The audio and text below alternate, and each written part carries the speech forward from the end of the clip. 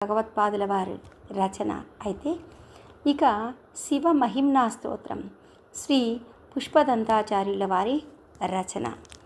దానిలోని భాష జటిలం, భావాలు బహు గంభీరాలు, వ్యాఖ్యానాన్ని అపేక్షిస్తాయి. అందుకే మనకు పెద్దలు చాలా వరకు వ్యాఖ్యానాలు అందించారు. వాటి నుంచి కొంతవరకు అర్థం తెలుసుకోవడానికి మనం ప్రయత్నిద్దాం. జ్ఞాత్వా కుర్విత కర్మాణి అని ప్రాచీనుల హితోక్తి. తెలుసుకొని ఏ ధర్మకార్యాన్ని అయినా ఆచరించాలి అని భావం. భగవత్ స్తోత్రాన్ని పఠించేటప్పుడు అర్థజ్ఞానం పొంది పారాయణం చేయటం ఆ విధంగానే ఏర్పడింది. కాబట్టి ఎందరో అర్థ వివరణకు పూనుకుంటూ ఉన్నారు. ఎన్నో విషయాలని మనకు తెలియజేస్తూ ఉన్నారు.